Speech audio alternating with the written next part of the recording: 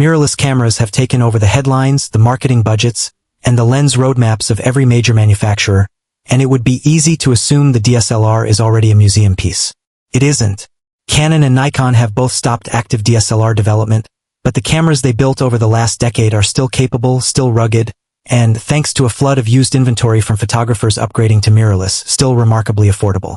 Pentax is the lone holdout still designing new DSLR bodies, and its cameras remain a genuine reason to stay with a mirror and an optical viewfinder. For photographers who value battery life measured in the thousands of shots, a bright lag-free viewfinder, a chunky hand grip, and access to some of the cheapest professional-grade glass in the history of photography, a DSLR in 2026 is not a compromise. It's a deliberate choice.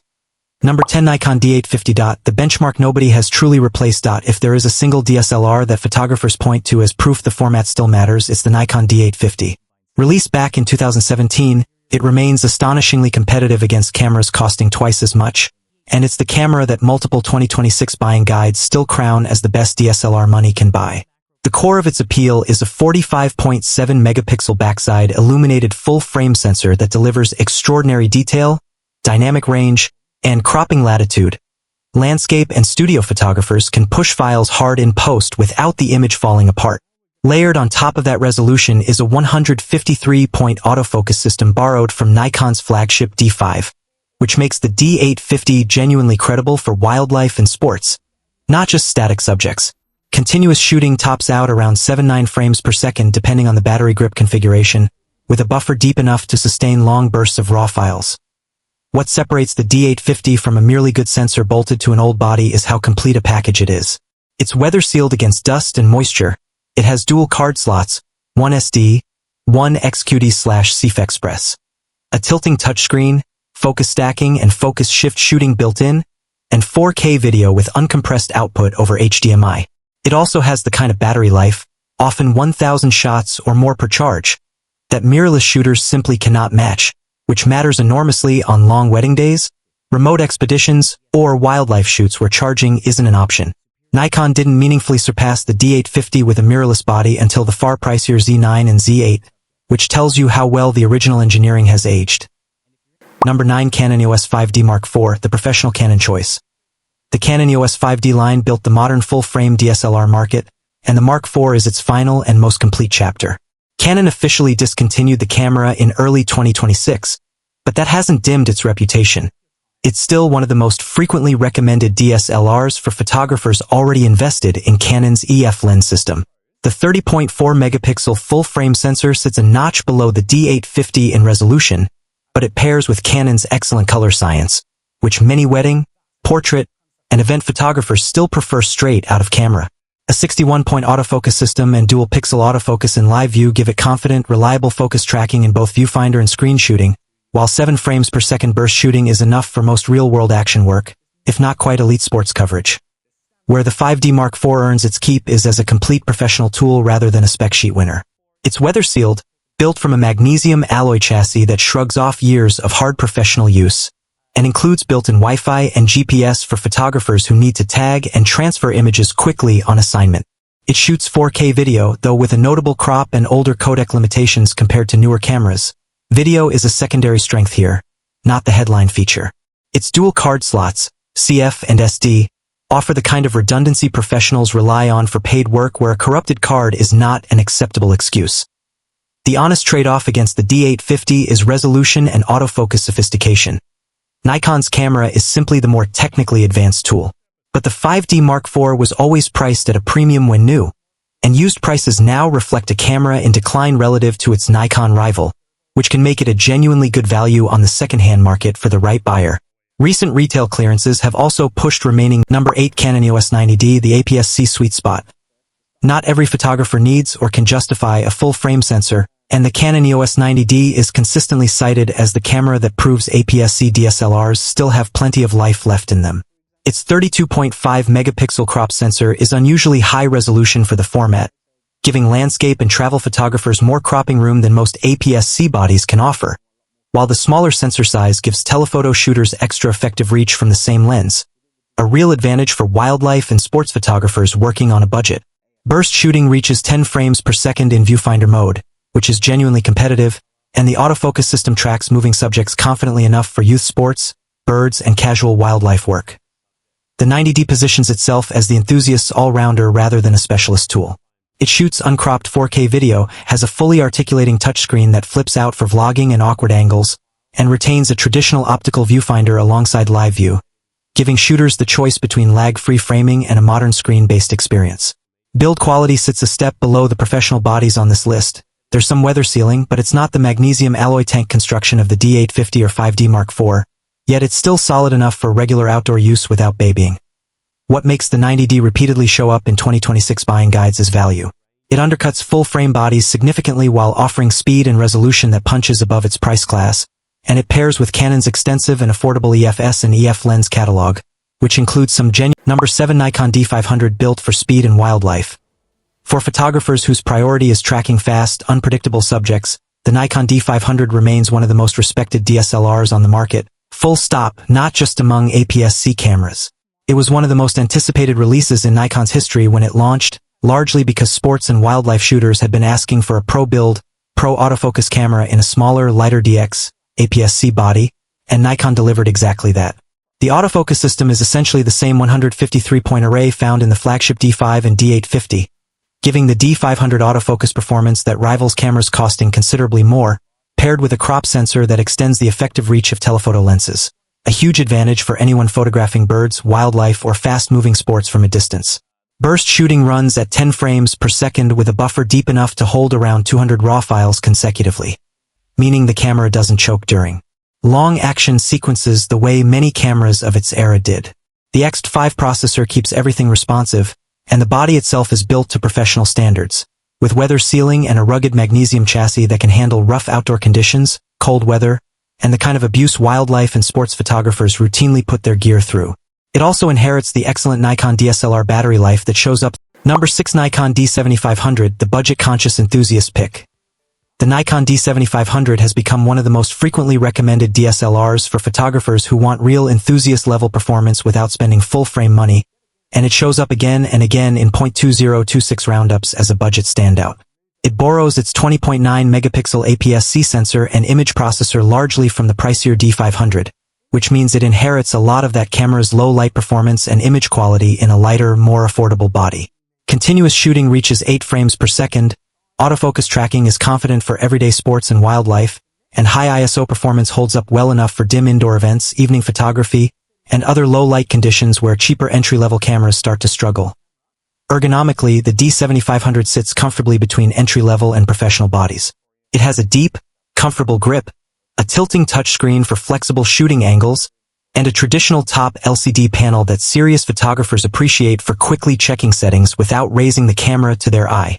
It's weather-sealed to a reasonable degree, though not to the tank-like standard of the D500 or D850, and it shoots 4K video, giving hybrid shooters a genuine video option alongside its stills capability. Battery life again plays to the DSLR format's core strength, comfortably outlasting mirrorless competitors in the same price range. The single compromise most reviewers flag is the single SD card slot, a step down from the dual slot setup on pricier bodies, which matters if you shoot professionally and want in-camera backup redundancy. For enthusiasts, hobbyists, and photographers, number 5 Pentax K3 Mark III. The DSLR still being built new. Every other camera on this list is a discontinued or aging design being kept alive by the used market, which is exactly what makes the Pentax K3 Mark III different. It's a genuinely current, actively supported APS-C flagship from the one manufacturer still committed to building new DSLRs. For photographers who specifically want a brand new camera with a warranty rather than a second-hand body of uncertain history, that fact alone makes it worth serious consideration. Pentax's lens lineup is admittedly more limited than Canon's or Nikon's, but the company's continued investment in DSLR bodies and glass is a real point in its favor for anyone worried about long-term support.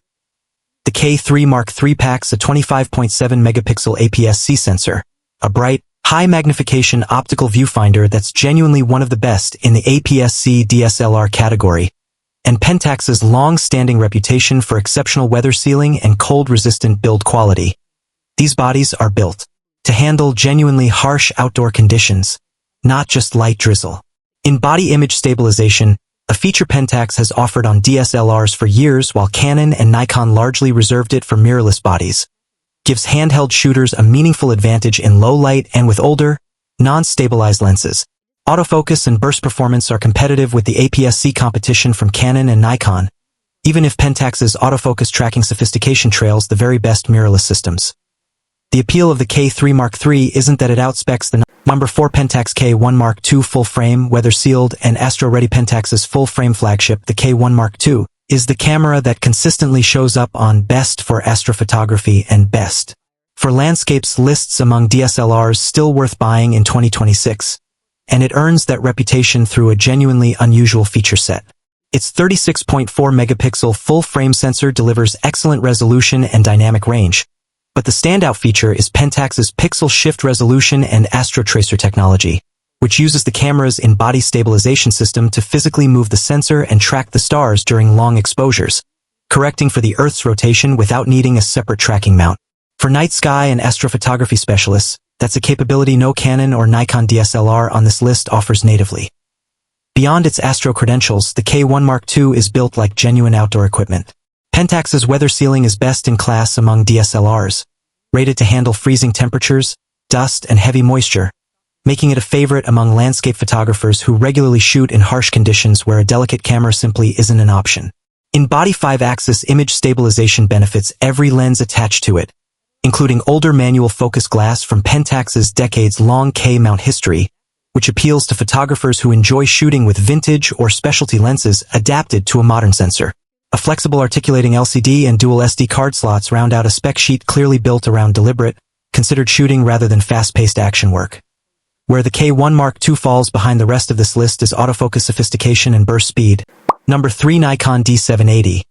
The DSLR with one foot in mirrorless, the Nikon D780 occupies an unusual niche on this list. It's a traditional DSLR that borrows heavily from Nikon's mirrorless engineering, making it arguably the most modern-feeling optical viewfinder camera you can buy. Its 24.5 megapixel full-frame sensor and processor are closely related to the ones found in Nikon's Z6 mirrorless body, which means live view autofocus performance, normally a weak point for DSLRs which rely on a separate, less sophisticated contrast/phase system when the mirror is up, is dramatically better than on older full-frame DSLRs like the D850. That gives the D780 genuinely fast, reliable autofocus whether you're shooting through the optical viewfinder in traditional DSLR fashion or composing on the rear screen like a mirrorless camera. This hybrid identity makes the D780 an unusually versatile choice for photographers who want the best of both worlds without fully committing to mirrorless. Through the viewfinder, it behaves like a classic DSLR with the reliable phase detection autofocus system, optical viewfinder clarity, and excellent battery life the format is known for. Switch to live view and it gains eye detection adjacent autofocus performance, silent electronic shutter shooting, and video capabilities including 4K at up to 30 frames per second that feel closer to a modern mirrorless body than anything else on this list. It's weather-sealed, built with the same rugged sensibility as Nikon's other enthusiast and professional bodies, and its battery life remains a genuine DSLR format advantage over mirrorless alternatives.